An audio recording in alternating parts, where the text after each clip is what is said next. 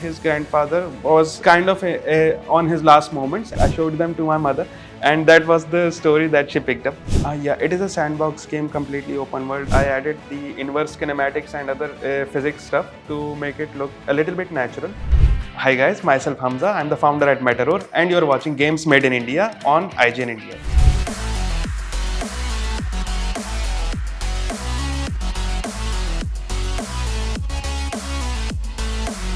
So I've been playing a lot of farming games lately, like Stardew Valley, Fae Farm, Animal Crossing, and my time at Portia.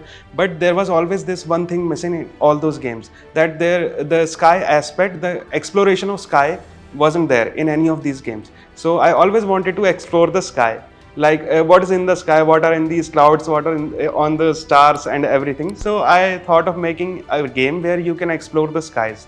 So first initial idea was to maybe catch a fish on the sky, but that wasn't very good. So then the final idea of having farming on the sky on a floating island came to mind, and that's how the Sky Harvest came to life. There were a lot of stories that I wrote in the beginning, and out of them I showed them, to be honest, I showed them to my mother, and that was the story that she picked up.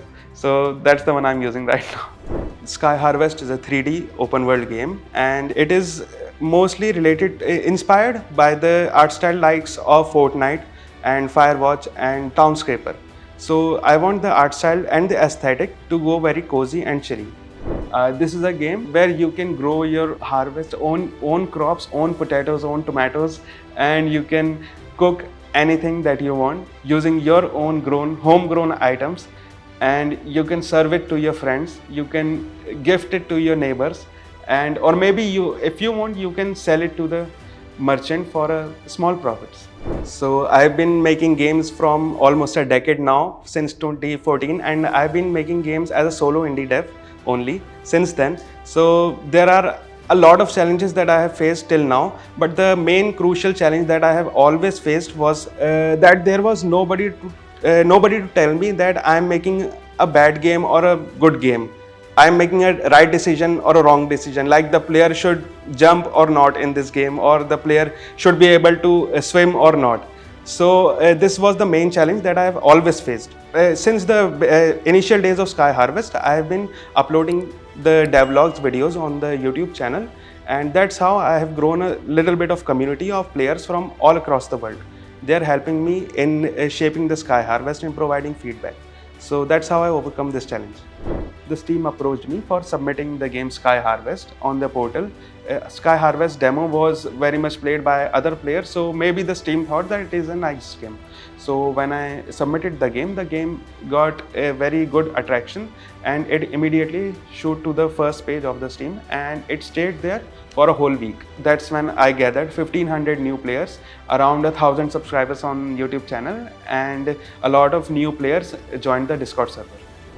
The story of the game starts by the main character. When he was in school, returns to home, he finds his grandfather lying on the table, and when he gets close, he saw that his grandfather was kind of on his last moments, and he was always writing about a town called Magica. That was the town his grandfather born, that was his birthplace, and so as the player grew, he always wanted to visit that town. When he finally made the visit, there he met the main mayor, the chief farmers, and other people of the townsfolk, and he found out that his arrival was very highly anticipated, and that's how the game starts. It is a sandbox game, completely open world. It is up to the player. There is no time limit in the game. It is completely open world. It is up to player how long they want to spend in the game. They can finish the storyline as quickly as possible, as long as it takes, around 8 hours or 10 hours maybe, depending upon the player. Or maybe if they want to explore the world, it can take hundreds of hours. I'm planning to release the game by the second quarter of 2025. By the end of 24, I am planning to complete the alpha version of the game, and in 25, beginning of the year, January, February, I am planning to start the QA and localization for the game. After the game is released, I am planning to add the seasonal events and the requested features by the community. Once the game is up and players will be playing it, I will constantly be improving the game based on the player feedback, And of course, there will be a lot of free content coming in the updates for the game, like expansion packs for the storylines and other crops and animals and every other things that you can imagine will be coming out on the game as the game releases. I have planned to release it for $15 on Steam. So this is the main menu of the game. This is made after a lot of player feedbacks, after a lot of criticism from the Reddit community. And this is the character customization, where you can just make your character anywhere, anyhow you like. So let's just start the game. This is a cutscene. You can always watch it on the YouTube channel. I'm skipping it for now. That's how the first chapter starts. When the player reaches the gates of the town, you start the first quest, and in the first quest you have to convince the guard to open the gates. In this game there are choices that you have to make. There are consequences if the wrong choice you make, but it is still manageable. If you make the wrong choice, you have an opportunity to correct later down the line.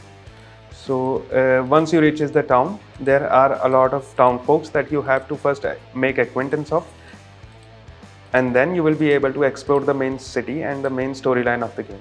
So I've been approached over the internet by a lot of people who are willing to do the voiceover for this game, but due to a little bit of financial constraints, I have added the mumble sounds. Those sound like that. These are the sounds inspired by the games like of Animal Crossing. So I guess this is a lot more suitable for this sort of game. So this is the flying system that took me a lot of player feedback to implement it correctly. Earlier it was not this much fluid. It was very static and rigid. I added the inverse kinematics and other physics stuff to make it look a little bit natural. And in this quest we have to reach the mayor over here and speak with him about these floating islands. So this is how the farming in Sky Harvest looks like while you are on the floating islands. And it took me a lot of time to implement this, how it looks right now. And let me know how you feel about it. I have a Discord channel and a YouTube channel. So on the Discord server, the players can always come and write their feedback. I can always check them and go back to it. And also on the YouTube comment section, I'm taking the notes from their valuable feedback. So that's how I mostly manage the playtesting aspect. I have also launched a free demo on Steam that is available for everyone to play for freely. It has been played over 10,000 times, and it has gathered a lot of players from all around the world.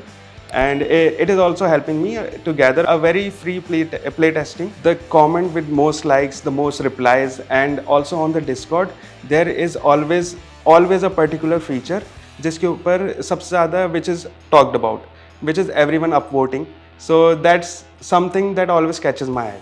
So that's a feature, I guess it is requested by the community, so it should be added in the game. I always remind myself why I started the game, so that really helps me motivating. Also, I always keep going back to the people who inspired me to get into game development, like Eric Baroni, who created the Stardew Valley, Thomas Brush, who is a very big YouTuber, and also Nikhil Malangar.